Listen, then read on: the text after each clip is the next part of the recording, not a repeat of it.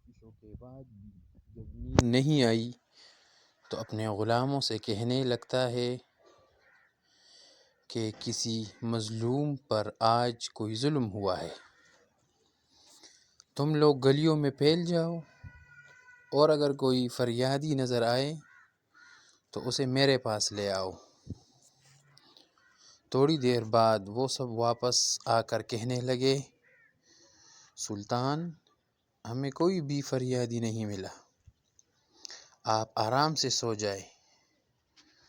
سلطان کو جب پھر بھی نیند نہیں آئی تو وہ کپڑے بدل کر خود محل سے باہر نکلا۔ محل کے پچھواڑے میں حرم سرا کے نزدیک انہیں کسی کی فریاد سنائی دی، اے اللہ! سلطان محمود اپنے مصائبوں کے ساتھ محل میں عیش و عشرت کی زندگی گزار رہا ہے، اور محل کے عقب میں مجھ پر یہ ظلم توڑا جا رہا ہے۔ سلطان نے کہا، کیا بات کر رہے ہو؟ میں محمود ہوں اور تمہاری فریاد رسی کے لیے آیا ہوں۔ مجھے بتاؤ، کیا ظلم ہوا ہے تمہارے ساتھ؟ آپ کے خواص میں سے ایک شخص جس کا نام میں نہیں جانتا ہر رات میرے گھر آتا ہے اور میری بیوی پر ظلم و تشدد کرتا ہے۔ اس وقت وہ کہاں ہے؟ شاید اب چلا گیا ہو۔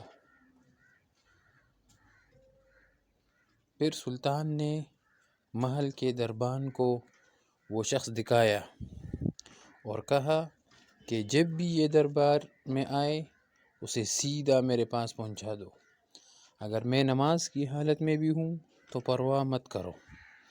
اگلی رات وہ شخص سلطان کے پاس آیا اور بتایا کہ وہ شخص اس وقت اس کے گھر میں ہے۔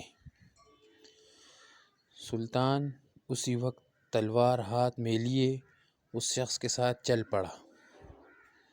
جب اس کے گھر کے قریب پہنچا تو اس سے کہا کہ گھر کے سارے چراغ بجھا دو۔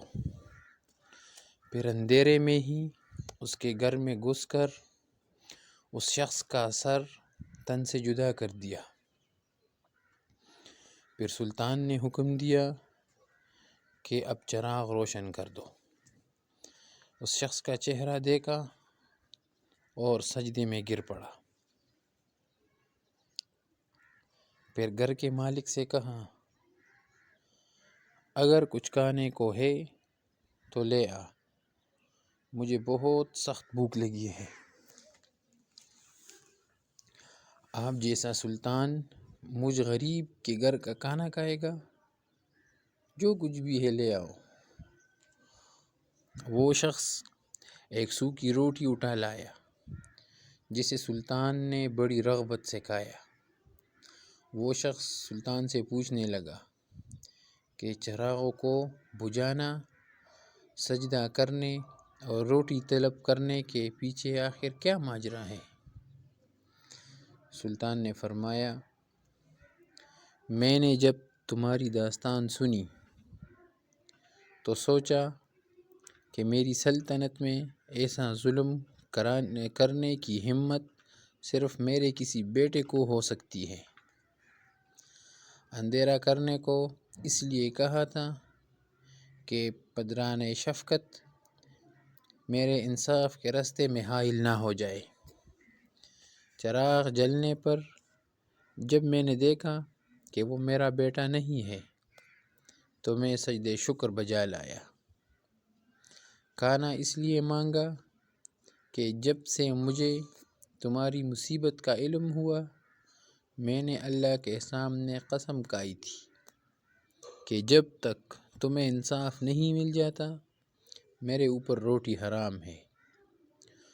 اس وقت سے اب تک میں نے نہ کچھ کھایا تھا نہ پانی پیا تھا، اور آج کل کے حکمران میں اس سے زیادہ کچھ نہیں ہے۔ اگر